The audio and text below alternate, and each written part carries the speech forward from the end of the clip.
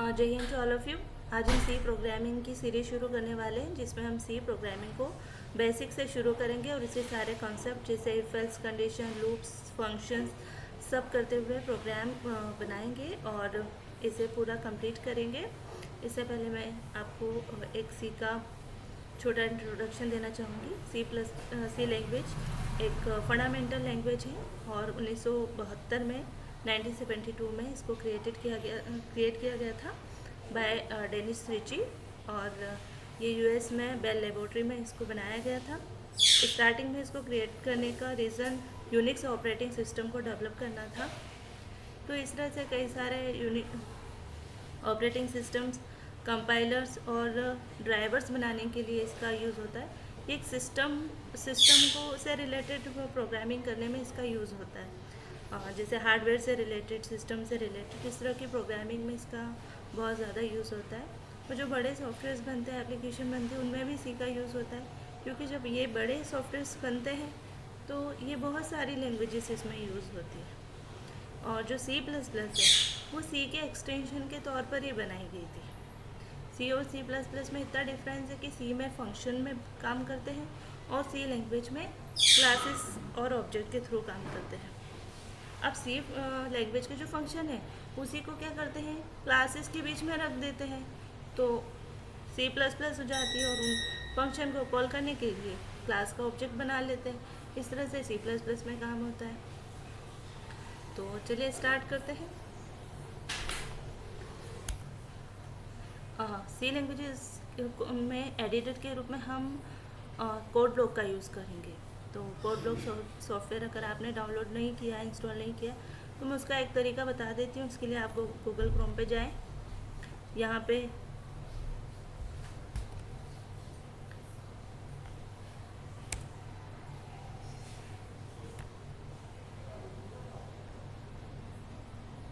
आप Google Chrome पे जाएंगे, यहाँ पर कोड ब्लॉक आपको टाइप करना है, ठीक है। ये जो इसकी ऑफिशियल साइट है www.codeblocks.org, इस पर यहाँ क्लिक करेंगे डाउनलोड्स पर। यहाँ आपको मिल जाएगा डाउनलोड द बाइनरी रिलीज, इस पर आप क्लिक करें। यहाँ पे बाइनरी रिलीज में आपको मिलेगा विंडोज़ एक्सपी, विस्टा 7, विंडोज़ 8 और 10 के लिए। लिनक्स पर काम करते हो तो लिनक्स का 32 और 64 बिट के लिए, और मैक ऑपरेटिंग सिस्टम पर काम करते हो तो उसके लिए। तो क्योंकि मेरा विंडोज़ था, मैंने विंडोज़ पे काम किया, मैंने इस पर क्लिक किया, और यहाँ जो इतने सारे वर्जन आपको दिख रहे हैं, इनमें से जो ये 4th लिंक है इस पर आप क्लिक कीजिएगा, और ये और ये जो है sourceforge.net, इससे तो मैंने sourceforge.net से इंस्टॉल किया था, इजीली इंस्टॉल हो जाता है। बस आपको आई एग्री स्टार्ट करके नेक्स्ट करके आई एग्री पे क्लिक करना है, और उसके बाद ये फिनिश तक इसको नेक्स्ट करना है, और कुछ नहीं करना है, डाउनलोड हो जाता है। और इस तरह से आपको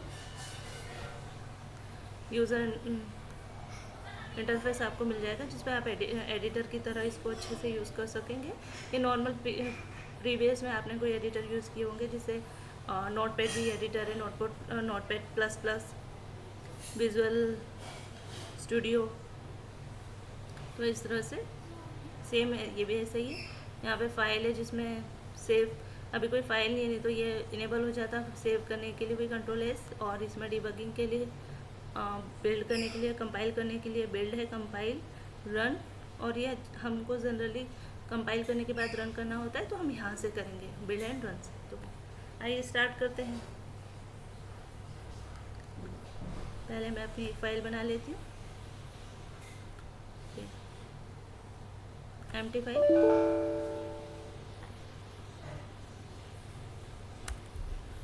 मैं इस फाइल को सेव कर लेती हूँ। तो मैंने डी ड्राइव में सी प्रोग्राम नाम से फोल्डर बना लिया है। मैं इंट्रोडक्शन आज बना रही हूँ, इसलिए intro.c के नाम से मैं अपनी फाइल सेव करूँगी। सी लैंग्वेज में एक्सटेंशन के तौर पे .c यूज़ करते हैं, जैसे C++ में C, PP और PHP वगैरह में .php, जावा में .java।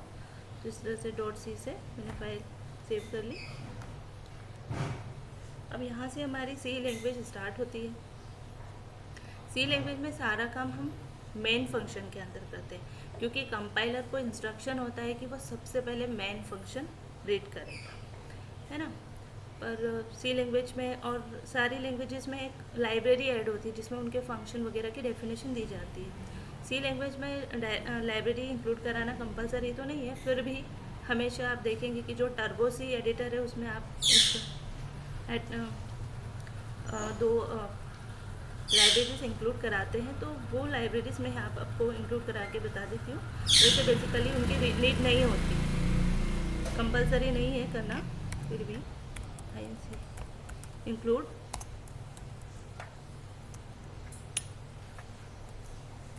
stdio.h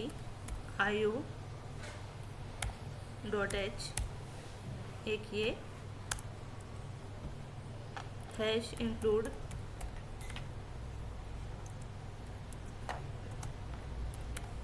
conio.h, ये दो लाइब्रेरीज हैं जो सी लैंग्वेज में यूज़ होती है। stdio.h में इनपुट आउटपुट फंक्शन की डेफिनेशन होती है और conio.h में गेट ch फंक्शन की डेफिनेशन हमको मिलती है।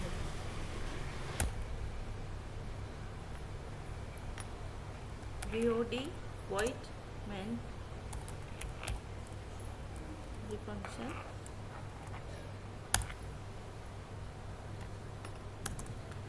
सी लैंग्वेज में हर काम हम मेन फंक्शन के अंदर करते हैं, क्योंकि यहाँ पर हमें किसी प्रकार का रिटर्न नहीं लेना है, इसलिए हम यहाँ पर वॉइड लिखेंगे।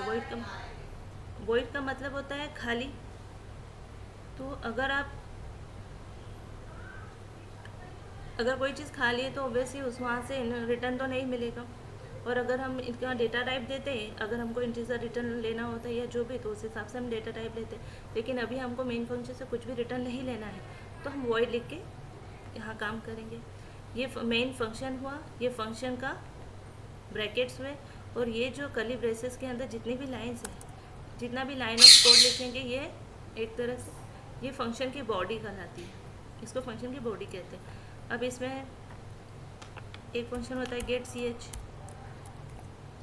ch फंक्शन लास्ट में ही लिखा जाता है, और ये इसलिए लिखा जाता है क्योंकि जब हमारी स्क्रीन पर हम आउटपुट लेते हैं ना, कुछ प्रिंट कराते हैं, तो जैसे ही स्क्रीन पर हमको आउटपुट मिलता है, स्क्रीन ऑटोमेटिकली जैसे ही हम कोई की प्रेस करते हैं, स्क्रीन ऑटोमेटिकली क्लोज हो जाती है। इसलिए हम क्या करते हैं, गेट ch लगा के उसको होल्ड करते हैं।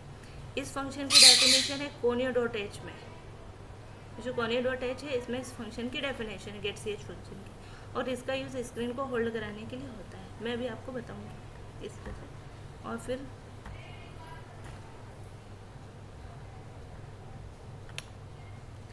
जैसे हम कुछ प्रिंट कराना चाहते हैं, प्रिंट एफ डबल ब्रैकेट के अंदर लिखा PRAG प्रज्ञा। अब सपोज मुझे ये प्रिंट कराना है, ये जो प्रिंट एफ फंक्शन है स्क्रीन पे मैसेज प्रिंट कराने के लिए या आउटपुट शो कराने के लिए होता है इसका यूज़, और इसकी डेफिनेशन है stdio.h में। इसको आउटपुट फंक्शन कहते हैं सी लैंग्वेज का, और इनपुट फंक्शन scanf है। इसका यूज़ मैं आपको आगे बताती हूँ। सेव किया, बिल्ड एंड रन।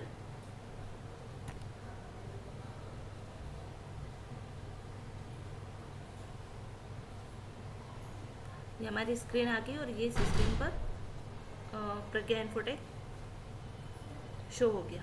अब जैसे मैं कोई भी की प्रेस करती हूँ तो मुझे ये प्रोसेस टाइमिंग बताएगा, और उसके बाद अब मैं कोई भी की प्रेस करूँगी तब ये क्लोज होगी। ये रुका इसलिए क्योंकि अब ये गेट ch पे आके रुका है। जो ये लाइन हमने लिखी है गेट ch 7 नंबर पर, ये 7 नंबर पे आके हमारा होल्ड हुआ है। अदरवाइज हमारा जैसे ही हमने प्रज्ञा इन्फोटेक मैसेज आने के बाद जैसे ही इसको प्रेस करते ये प्रोसेस टाइमिंग बताता और ये स्क्रीन हमारी क्लोज हो जाती। तो इस वजह से इसे होल्ड करने के लिए गेट ch फंक्शन का यूज़ होता है, जिसकी डेफिनेशन है conio.h पर। अब मैं फिर से एंटर प्रेस करती हूँ, क्लोज हो जाएगी।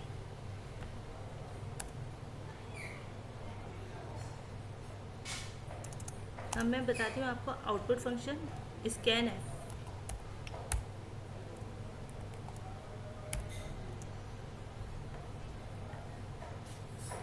scanf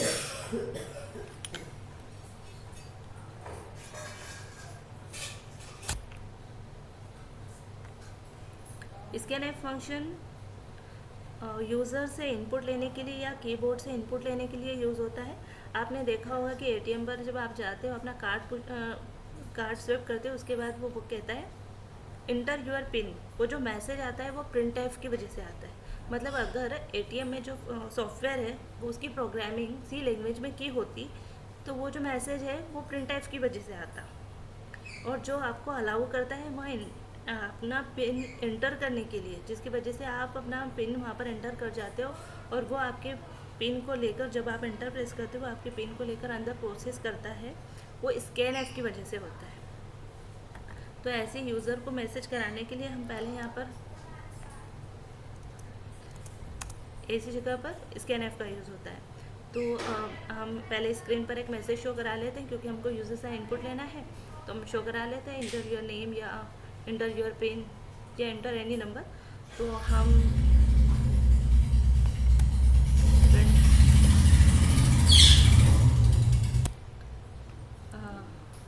प्रिंट कराते हैं एंटर एनी नंबर। अब स्कैन एफ में लिखने का तरीका ये होता है कि डबल कोट्स के अंदर %d। अगर हम नंबर प्रिंट कराने तो ऑब्वियसली वो डिजिट या तो इंटीजर नंबर होगा या फ्लोटिंग नंबर। अभी हम इंटीजर नंबर करते हैं। INT इंटीजर के लिए होता है और वो नंबर होगा 8। वो वेरिएबल होगा a, जिसके अंदर हम हमारा वो नंबर इंसर्ट कराएंगे, उसकी वैल्यू हम वहाँ से इसमें डालेंगे। तो ये स्कैन एफ %d कामा n%a। अब क्या होगा कि जैसे इसे हम अभी कमेंट करते हैं। जैसे ही हम इसको रन करेंगे तो स्क्रीन पर मैसेज आएगा inter any number. Scan F उस नंबर को लेगा और ये एज्यूम करेगा कि वो इंटीजर टाइप का है, क्योंकि ये हमने इंटीजर लिया है और ये भी इंटीजर टाइप का होगा। और वो वैल्यू किस में डालेगा, ए में, और वो ए इसको असाइन हो जाएगा। ठीक है, जो हम यहाँ पर लेते हैं इंटीजर ए लेंगे या इंटीजर बी लेंगे, वही हमको ये लेना है, क्योंकि स्कैन एफ जो भी वैल्यू लेगा हम उसको जिस भी वेरिएबल में डालना चाहते हैं हम उस वेरिएबल को यहाँ लिख देंगे। तो डी में जो आएगी वो इस ए में आ जाएगी। और हम यहाँ मैसेज शो करा देते हैं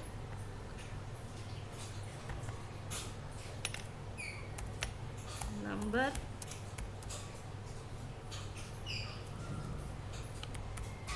given by user is %d। वो इंटीजर टाइप का होगा।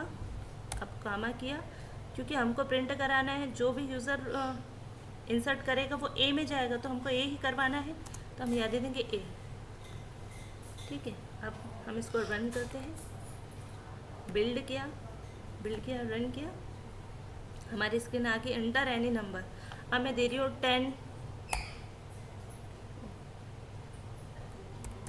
मैंने 10 दिया। मैं कुछ भी दे सकती हूँ, पर इसके बाद जब मैं एंटर प्रेस करूँगी तब हमारे प्रोग्राम को पता चलेगा कि यूज़र जितना नंबर एंटर करना चाह रहा था उसने कर दिया। अब एंटर करने से number given by user is 10। अगर मैं इसको फिर से रन करूँ, आप ये काम F9 से भी कर सकते हैं, कंट्रोल F, ये जो फंक्शन की है F9 उससे। अब मैं दे दूँ 88, enter, number given by user is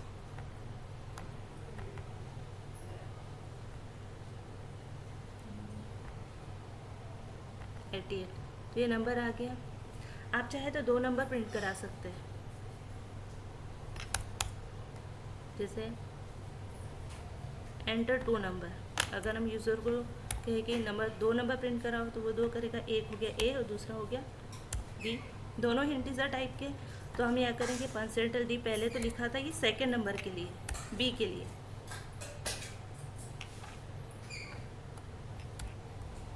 %b।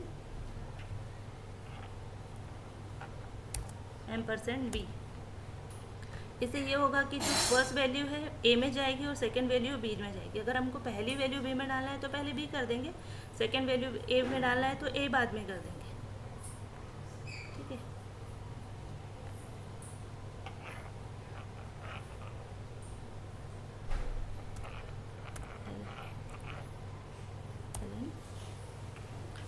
Percent D.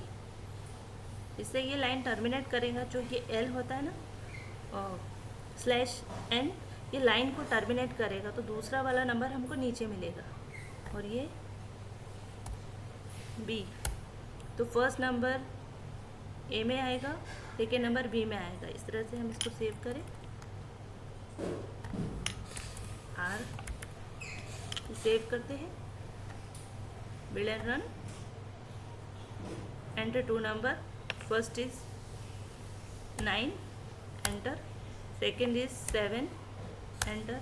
The given number given by user are 9 first number था और 7 सेकेंड नंबर यानी बी। अगर हम इसको ऐसे करते कि पहले मुझे बी एंटर प्रिंट कराना है, ए बाद में, तो इस तरह से वो एडजस्ट कर लेता है। Control S. अब क्या होगा कि जब भी आप कमांड प्रॉम्प्ट ओपन होगा, आपकी जो ये ब्लैक स्क्रीन होगी ओपन होगी, अगर आप इसको क्लोज नहीं करोगे ना तो ये खुली रह जाएगी।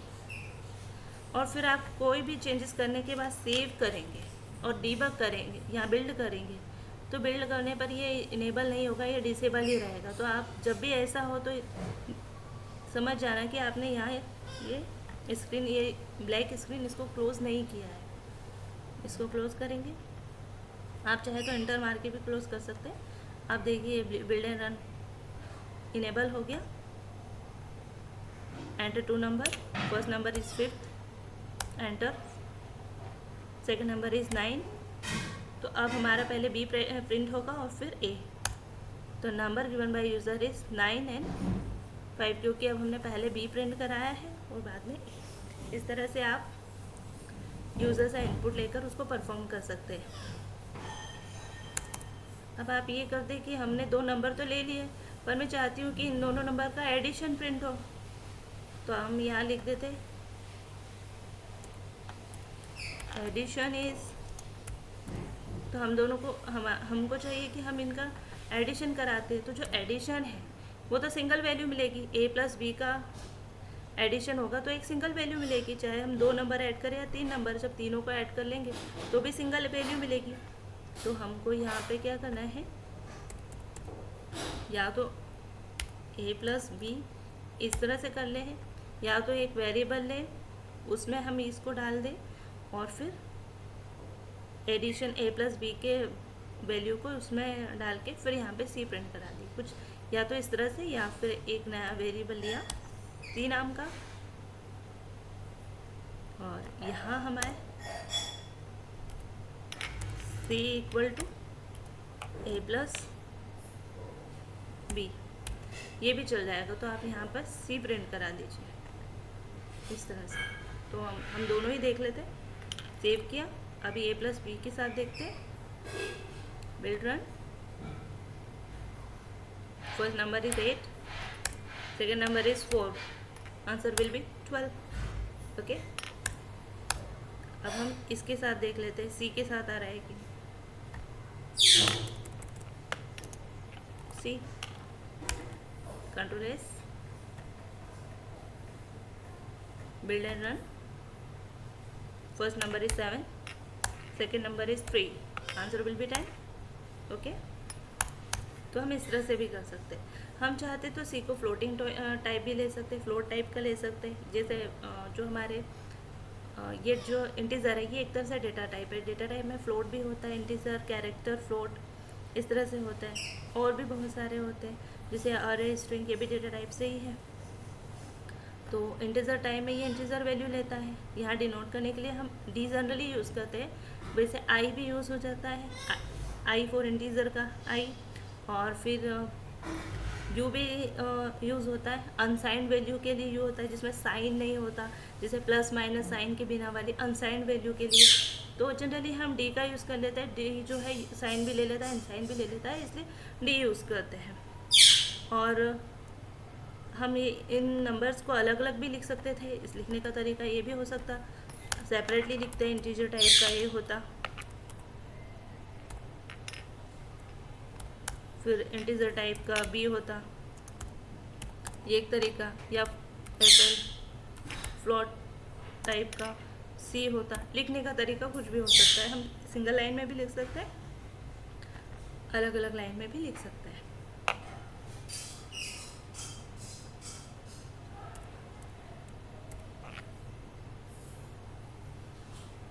लेकिन सी लैंग्वेज में ये होता है कि आपको जितने भी वेरिएबल की मेमोरी असाइन करनी होती है, वो मेमोरी को आप मेन फंक्शन में के बाद पहले ही असाइन करते हो, बीच में कहीं भी आप मेमोरी असाइन नहीं कर सकते, इसको टॉप पर ही मेमोरी असाइन की जाती है। ये जो इंटीजर में आप ए बी सी जो भी इंटीजर लेते हो ना, तो इसको एक मेमोरी असाइन होगी। जैसे इंटीजर पहले 2 बाइट की मेमोरी लेता था, लेकिन अब 4 बाइट की लेता है, तो ये ए में 4 बाइट की वैल्यू असाइन हुई है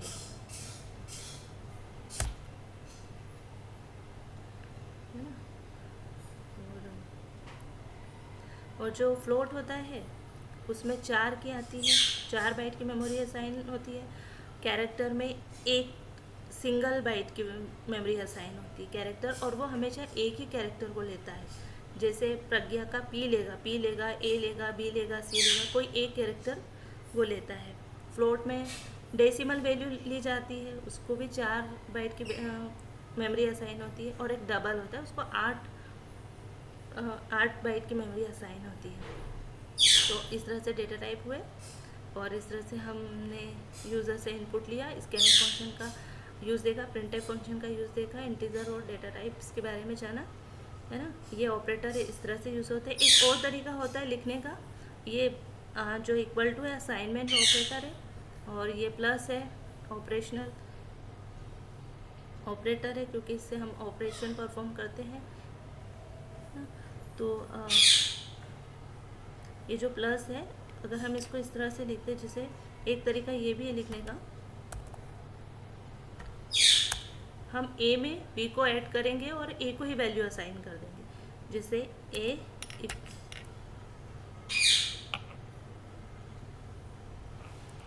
इक्वल टू प्लस बी,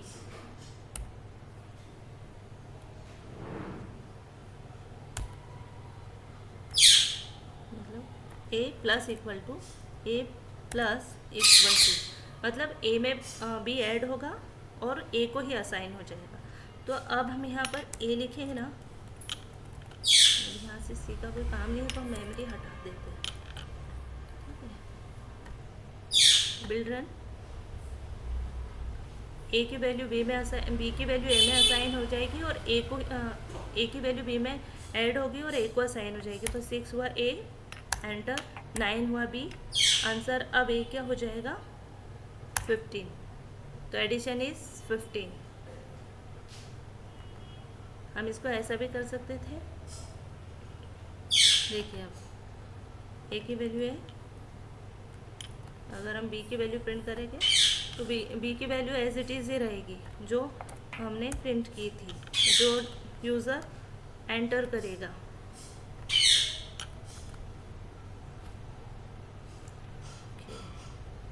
इसे क्लोज करना बहुत कंपलसरी होता है, क्योंकि इसमें कंपाइलर ऑटो रन नहीं होता, ये ऑटो कंपाइल नहीं होगा। जैसे एंगुलर वगैरह अदर लैंग्वेज या फ्रंट एंड की लैंग्वेज देखेंगे तो वहाँ पर ना कमांड प्रॉम्प्ट में जैसे ही आपने सेव किया वो रिफ़्रेश हो जाता है, रन हो जाता है।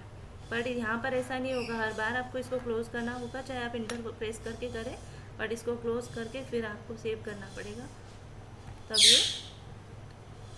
आगे आपको आउटपुट देगा।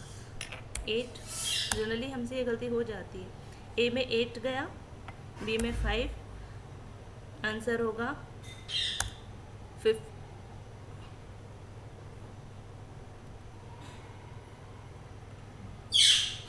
एडिशन इज 13, और सॉरी ये मैंने चेंज नहीं किया था, तो वैल्यू कर देती हूँ। देखिए आंसर तो सही था हमारा, एडिशन इज़ 13 और एडिशन इज़ 5, वो एक्चुअली बी की वैल्यू है, तो वैल्यू ऑफ बी इज़ कर देते हैं। अब इस तरह से ये सही आंसर देगा आपको।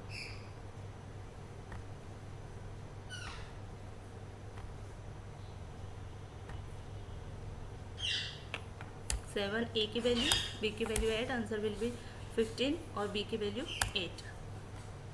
Addition is 15, value of B is 8। इसी तरह आप बी में भी ए को ऐड करा सकते हैं। ये बी में ए को ऐड कराया तो यहाँ पे आपको ए की वैल्यू मिल जाएगी, यहाँ बी की वैल्यू, एडिशन मिल जाएगा बी की वैल्यू में। आंसर फॉर ए की वैल्यू 8, 45, आंसर विल बी 53। तो देखिए ए की वैल्यू बी में ऐड हुई और बी को असाइन होगी, तो यहाँ पर तो ए की वैल्यू आएगी क्योंकि एज इट इज़ रहेगा, और बी में आंसर प्रिंट होगा एडिशन 53। इस तरह से भी असाइनमेंट, इस तरह से भी हम ऑपरेटर्स यूज़ कर सकते हैं, जैसे माइनस माइनस माइनस भी इसी तरह से करा सकते हैं, एडिशन, सब्सट्रैक्शन, डिवीज़न, सब कुछ इसी तरीके से आप करा सकते हैं। आगे हम प्रोग्रामिंग में देखते चलेंगे। ये लिखने का तरीका है, आप डायरेक्टली यहाँ पर भी ऑपरेशन परफॉर्म कर सकते हैं, किसी थर्ड वेरिएबल में भी करा सकते हैं, और ये एक और तरीका है, इससे भी आप कर सकते हैं। अब जैसे एक फ्लोट का हम देख लेते हैं। हाँ, प्रोग्राम, तो फ्लोट नंबर लिया हमने सी। जनरली डिवीज़न का आंसर फ्लोट आ सकता है, तो हम डिवीज़न करके देखते हैं। तो यहाँ पर हम इसको हटाते हैं।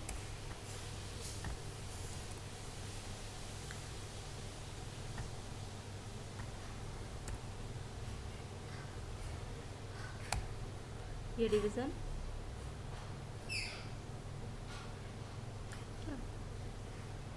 तो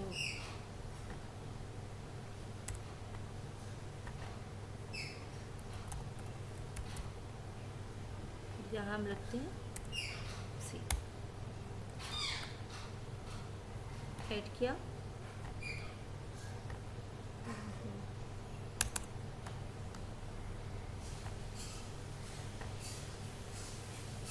first number is 8, second is 2, answer will B 0।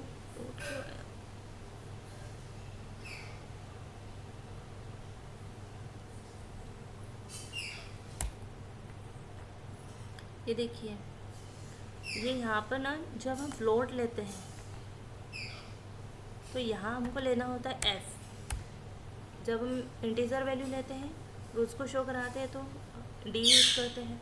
Floating value, float value करते हैं, उसको प्रिंट कराने के लिए f का यूज़ होता है, कैरेक्टर के लिए c का यूज़ होता है, और कैरेक्टर अरे के लिए s का यूज़ होता है। ए और बी हम इंटीजर टाइप से ही ले रहे हैं, सी हमने फ्लोट टाइप का लिया, और क्योंकि मैंने गलती यहाँ डी ही रहने दिया था इसलिए आंसर 0 आया था, तो अब ये सही आंसर देगा।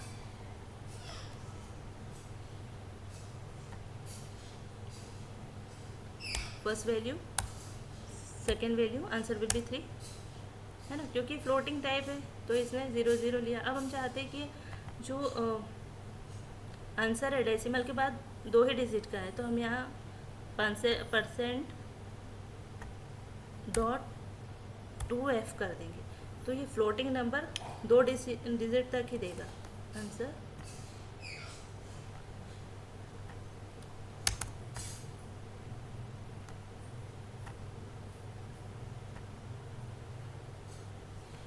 एट 4 डिवाइड, देखा 2 डिजिट तक दिया।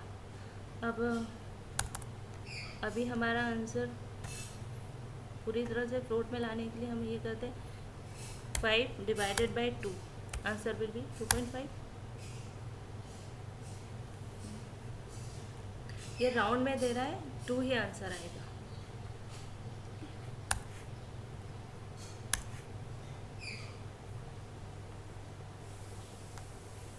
अब इसके बाद हम कैरेक्टर देखते हैं।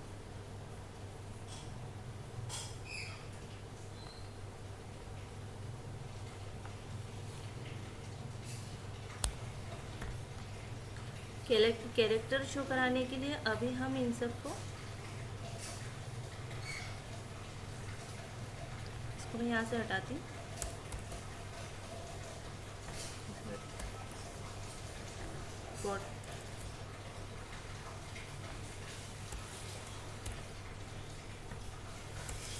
मैंने केयर टाइप का लिया, कैरेक्टर शो करने के लिए केयर टाइप का डेटा टाइप लेता है, CHAR से इसको डिनोट करते हैं, और ये एक ही बाइट की मेमोरी को कंज्यूम करता है। तो अगर मैं इसे शो कराऊंगी ना तो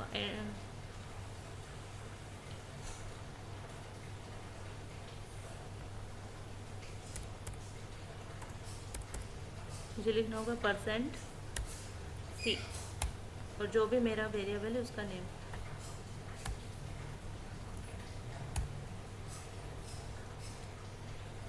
ये हमेशा इसी तरह चलेगा, एक कोई वैल्यू लेगा। जैसे मुझे R प्रिंट कराना है तो सिंगल कोट्स के अंदर मैं लिखूँगी R या मैं लिखूँगी P, तो ये P ही शो कराएगा बस। प्रिंट C,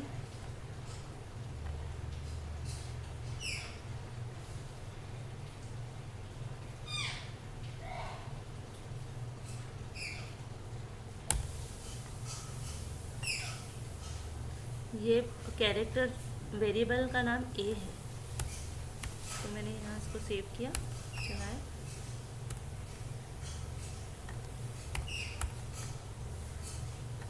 किया,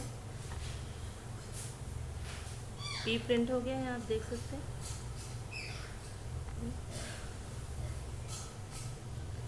अब देखिए इसमें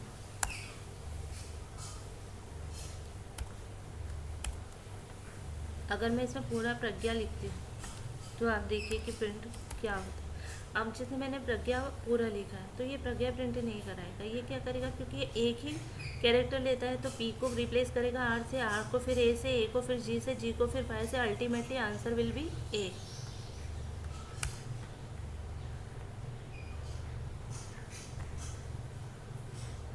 A प्रिंट हो गया आंसर।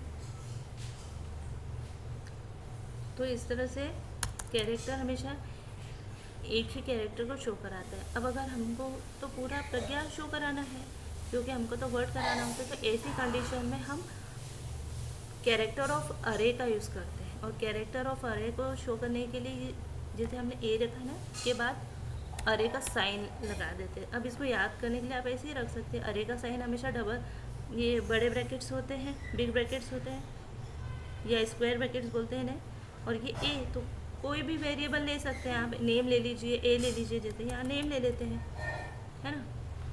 तो ये कैरेक्टर हुआ, ये अरे हुआ, अरे ऑफ कैरेक्टर। एक्चुअली अरे ऑफ कैरेक्टर स्ट्रिंग ही होता है, पर C लैंग्वेज में अरे ऑफ कैरेक्टर ऑफ अरे बोला जाता है। तो ये एक तरह की स्ट्रिंग हुई, और यहाँ हमने शो कराया नेम, ठीक है। और यहाँ C की जगह अब आएगा S, क्योंकि ये है स्ट्रिंग, इसलिए स्ट्रिंग का आएगा S।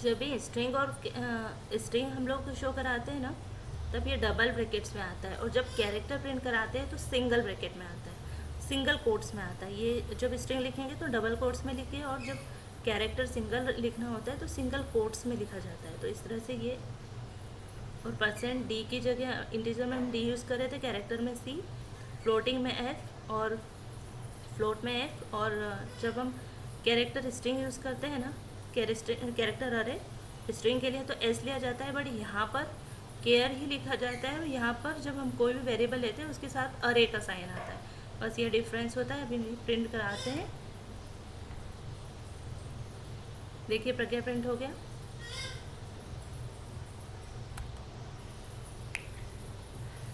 अब हम यूज़र से इनपुट लेकर करवा देते हैं एक बार स्ट्रिंग के लिए।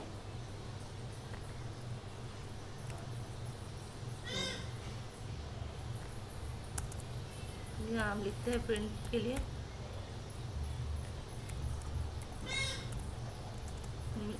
यूज़र को मैसेज शो कराते हैं एंटर योर नेम। ओके, अब स्कैन एट,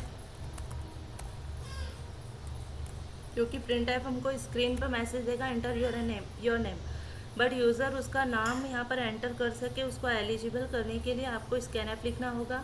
तो हम स्कैन ऐप लिखते हैं डबल कोट्स के अंदर %, एस क्योंकि नाम स्ट्रिंग में होगा, और क्योंकि अब यहाँ पर हम यूज़र से इनपुट लेंगे इसलिए यहाँ पे हमें ये लिखने की रिक्वायरमेंट नहीं है। हम हमारा सिर्फ वेरिएबल असाइन वेरिएबल डिक्लेयर करेंगे। तो एंटर योर नेम ये, और %,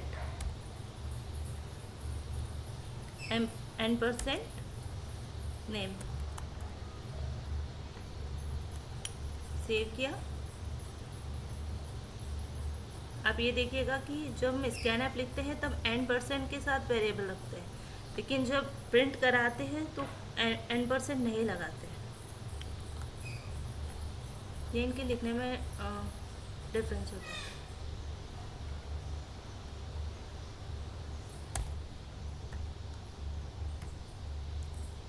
जब भी हम स्ट्रिंग शो कराना होता है ना, तो हम यहाँ पे उसकी लेंथ शो कराते हैं। तो अरे इसकी लेंथ हम देते हैं यहाँ 20, आप 10 दे दीजिए, 20 दे दीजिए। तो हम 20 दे रहे हैं। आप करते हैं कंट्रोल S से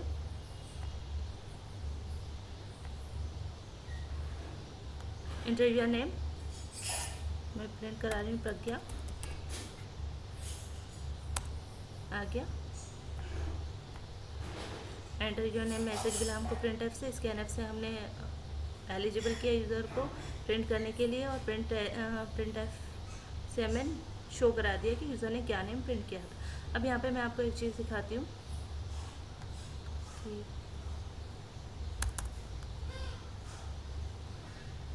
आपने बिल्डर रन किया, आपने नाम दिया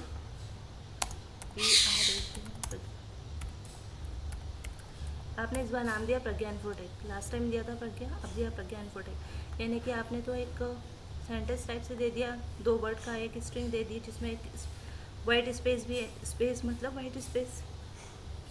तो आपने प्रिंट कराया, इसने सिर्फ प्रज्ञा आपको दिया, इन्फोटेक नहीं दिया, जबकि इसको पूरा देना चाहिए था। प्रिंट ऐप ने जो प्रिंट कराया ये प्रज्ञा इन्फोटेक पूरा देना चाहिए था, यानी कि इसने जो स्पेस वाइट स्पेस है ना, वहाँ से आपकी स्ट्रिंग को कट कर दिया। तो ऐसी कंडीशन में क्या होता है कि हम ना जब इसको स्ट्रिंग में वाइट स्पेसेस भी आते हैं, हमको वो भी अलाउ करना होता है। तो हम इसमें यहाँ अरे का साइन देते हैं। लिखने का तरीका ये होता है कैप और /n आप ये लगा लीजिए। इससे करने से ये आपका पूरा जो सेंटेंस है ना, वो पूरा सेंटेंस लेगा। अब हम करेंगे सेव, मतलब अब स्पेस कैरेक्टर जो वाइट स्पेस है उसके बाद भी जो भी स्ट्रिंग आपने दी है वो भी आपको शो कराएगा, क्योंकि तब उसने स्कैन ने क्या किया था, आपकी जो जैसे प्रज्ञा लिखा है उसके बाद जो स्पेस दिया था उसके बाद वाली स्ट्रिंग नहीं ली, लेकिन आप उसको भी लेगा और शो कराएगा। सेव करके मैंने किया बिल्ड एंड रन।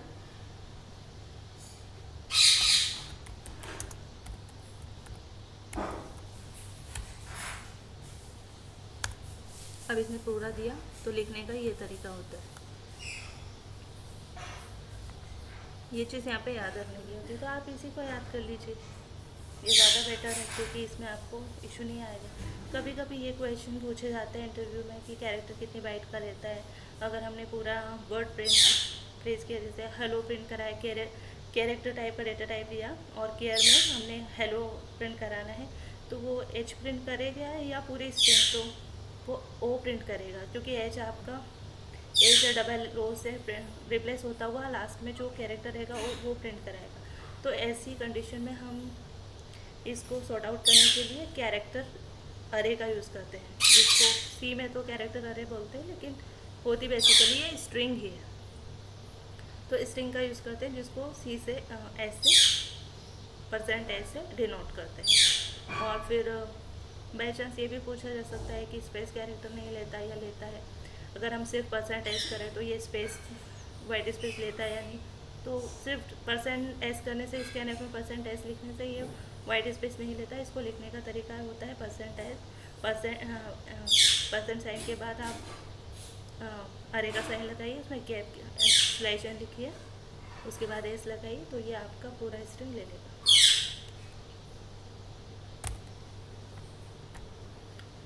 तो इस तरह से आज हमने डायरेक्टली हार्ड कोडेड, जब हम जैसे ए को वैल्यू डायरेक्ट हम असाइन कर रहे थे और यूज़र से इनपुट नहीं ले रहे थे, तो उस तरह का काम करना हार्ड कोडेड कहलाता है। और जब हम यूज़र से लेते हैं तो ये सॉफ्ट कोड कहलाता है।